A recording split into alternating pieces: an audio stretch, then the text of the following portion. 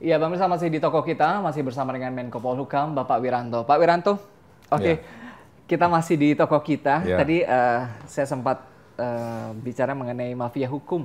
Oke ya, mungkin sudah sering kita dengar begitu ya istilah mafia hukum sendiri di Indonesia sendiri. Pandangan Pak Wiranto? Ya nggak boleh. Ya. Hukum itu kesepakatan kolektif satu bangsa ya. Yang harus ditaati karena dengan ketaatan terhadap kesepakatan kolektif yang namanya hukum itu, maka entitas itu menjadi tertib. Kelompok masyarakat itu menjadi tertib, menjadi teratur. Ya. Tapi tatkala kesepakatan itu kemudian dilanggar, dikhianati, maka kelompok masyarakat menjadi tidak teratur, tidak aman.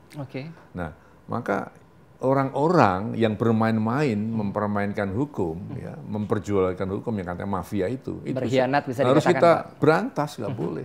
Karena dia sebagai parasit-parasit yang kemudian menggerogoti kehidupan hukum di Indonesia menjadi tidak sehat. Harus kita berantas dan kita selalu melakukan itu. Seperti Polhukam sendiri kan sudah melakukan satu kegiatan yang namanya saber pungli misalnya, sapu bersih pungutan liar. Itu sebenarnya kita juga mencoba untuk menegakkan hukum ya dengan cara-cara yang cukup serius ya sehingga tidak ada penyimpangan-penyimpangan. Setiap penyimpangan kita tindak. Nah, saya kira masyarakat pun ya harus membantu jangan sampai mafia ini hidup karena kalau sudah mafia hukum hidup maka ya sasaran dari satu sistem peradilan untuk mencapai keadilan itu nggak tercapai. Pada prakteknya mafia hukum, tadi ada benteng-benteng, pagar-pagar yang sudah disiapkan oleh pemerintah, termasuk Menko Polhukam, saya berpungli sendiri begitu. Tapi pada prakteknya ada persekongkolan gitu ya Pak ya, di mafia hukum sendiri begitu ya, untuk mengkhianati undang-undang, bahkan aturan hukum yang sudah ada sendiri begitu ya. Ke depan begitu, pagar apa yang disiapkan sih Pak Wiranto begitu ya, agar tadi mafia hukum ini bisa benar-benar istilah ini tuh bisa benar kita kuburkan begitu. Ya pagarnya sudah ada, ya hanya sekarang political will sudah ada, pagar sudah ada, perangkat sudah ada. Tinggal sekarang kita tidak pandang bulu, ya setiap orang yang terlibat mafia hukum tangkap hukum.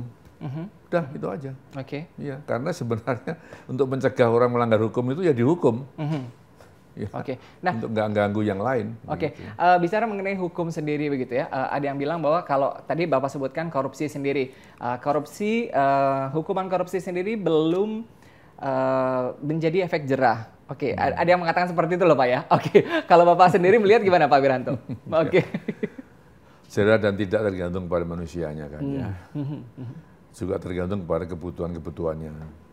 Dan kebutuhan juga sangat tergantung kepada kondisi politik lagi, kembali ke sana ya, sehingga ya, akhirnya kembali kepada bagaimana kita bisa membangun satu kehidupan birokrasi yang sehat. Makanya pemerintah tidak henti-hentinya untuk selalu melakukan langkah-langkah namanya reformasi birokrasi. Untuk apa? Membersihkan tadi niatan-niatan birokrasi yang merugikan kepentingan negara, kepentingan rakyat, tujuan nasional, dibersihkan. Itu sudah dilakukan. Kalaupun sekarang belum, masih dalam proses, nggak apa-apa.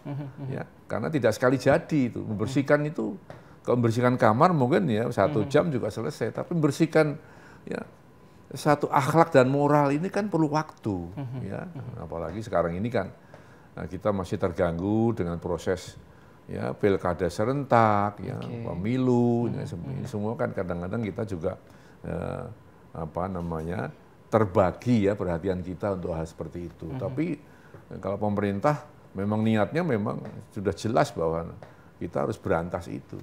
Oleh pemerintahan Pak Presiden Jokowi juga sudah memberikan contoh-contoh untuk bagaimana berperilaku sebagai seorang birokrat yang benar, ya birokrat yang bertanggung jawab dan sebagainya. Ya Pak, ini kita kalau hukum sudah ada political dari pemerintah yang jelas begitu ya, pemerintah sendiri. Kisruh di Polsek Ciracas, itu masalahnya apa Pak?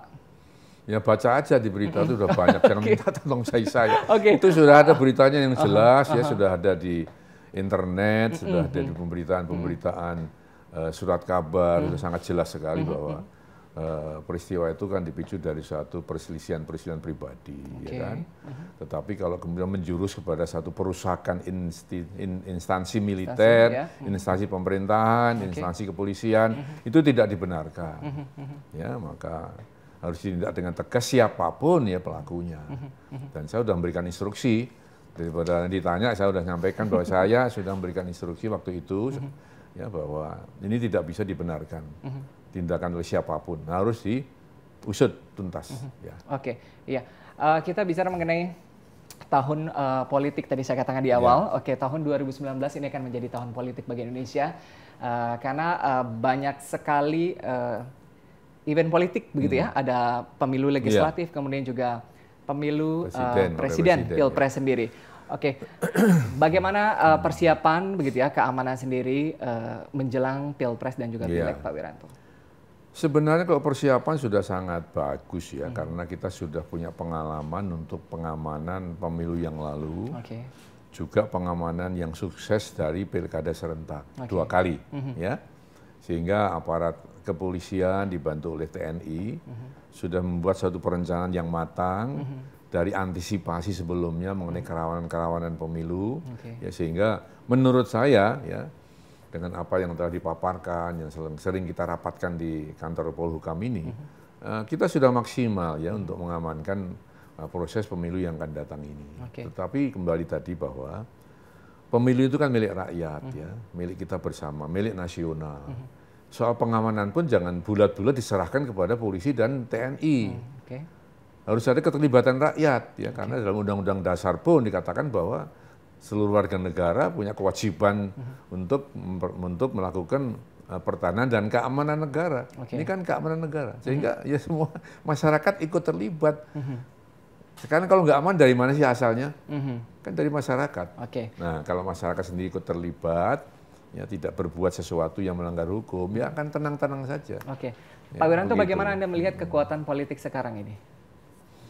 Kekuatan politik yang mana? Kekuatan politik kita tahu banyak partai politik, kemudian juga tadi Anda katakan ada pilpres sendiri begitu ya. Bagaimana Anda melihat kekuatan politik? Apakah tadi politik yang berjalan sudah murni aspirasi dari masyarakat sendiri atau hanya kelompok-kelompok kita katakanlah begitu ya, hanya tim ses yang bermain di sini? Proses politik sedang berjalan juga. Tadi kan kita mengadakan reformasi. Reformasi itu kan reformasi total, termasuk reformasi di bidang politik. Ini juga sedang mencari bentuk yang pas. Ya. Saya sering mengatakan bahwa demokrasi kita tidak bisa murni mencontoh demokrasi liberal dan negara barat. Ya. Caranya beda, karena kulturnya beda. Ya. Maka sekarang ini kita sedang melakukan satu langkah-langkah yang bisa memberikan satu koridor agar kegiatan politik ini berjalan dengan baik. Paling tidak kan begitu. Ya. Nah, oleh karena itu kembali tadi, pemerintah sudah melakukan satu langkah-langkah untuk mengantisipasi kemungkinan adanya ancaman terhadap proses politik yang jalan itu. 6 bulan sebelumnya, ya itu Bawaslu dengan Menko Polhukam dengan aparat kepolisian melaksanakan satu survei di seluruh daerah yang menghasilkan indeks kerawanan pemilu. Ya. Dari indeks kerawanan pemilu itu, kemudian kita tahu daerah yang rawan mana, yang sudah aman mana, yang setengah aman mana. Nah, dari ini kita mengadakan terapi. Terapi-terapi ini kita arahkan kepada kerawanan apa di daerah masing-masing, sehingga pada saat pemilu berlangsung, kita harapkan semuanya sudah zero, sudah aman gitu ya. Simulasi sudah dilakukan Pak ya. Tapi bicara mengenai tadi begitu ya, kemungkinan tadi ya, catatan-catatan kemungkinan kerawanan yang terjadi. Dari sektor apa Pak? Apakah tadi pencoblosan, kemudian juga ada 28 indikator, banyak sekali ya. Saya nggak akan jelaskan semua, tapi ya antaranya misalnya kerawanan terjadi money politik, kerawanan terhadap kemungkinan kecurangan-kecurangan dalam perhitungan, ya kerawanan yang terjadi kemungkinan ya adanya satu pelanggaran-pelanggaran dalam masa kampanye. Kemungkinan adanya tindak kekerasan ya terhadap satu kondisi di mana telah ditentukan menang dan kalah. Itu indikasinya kelihatan. Karena BIN juga jalan di situ, polisi jalan di situ, Bawaslu jalan itu, kita kompromikan, kita rapatkan, ketemu indeks kerawanan pemilu itu. Nah itu yang kita sedang terapi sampai sekarang ini. Ya, karena 6 bulan sebelumnya kita sudah waspada itu. Oke, jadi antisipasi juga sudah dilakukan oleh Menko Polhukam sendiri. Tapi bicara mengenai, ini sekarang ada istilah politik identitas, mobilisasi identitas warga, entah dengan saya katakan entah dengan suku atau bahkan identitas agama sendiri begitu ya. Bagaimana Menko Polhukam melihat ini?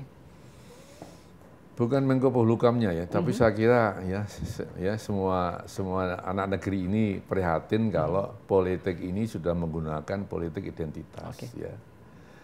Negeri ini sudah sepakat untuk Bhinneka Tunggal Ika. Ya. Kita banyak suku bangsa, bermacam-macam, sudah bersepakat pada awal proklamasi itu menjadi satu namanya Negara Kesatuan Republik Indonesia. Tidak membeda-bedakan suku bangsa, bahkan di antara kita sudah kawin-mawin, nggak jelas asal-usul sukunya. Nah, ini kekuatan kita. Nah, kekuatan ini jangan diusik hanya karena kita pemilu.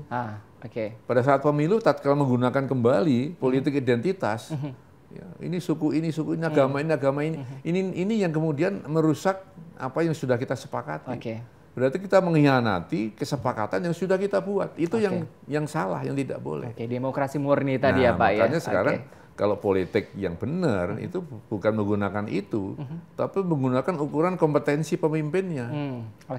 Kompeten apa enggak pemimpin ini? Nah, di situ kita perang di situ. Nah, bicara mengenai visi misi program gitu ya Pak ya. Menarik.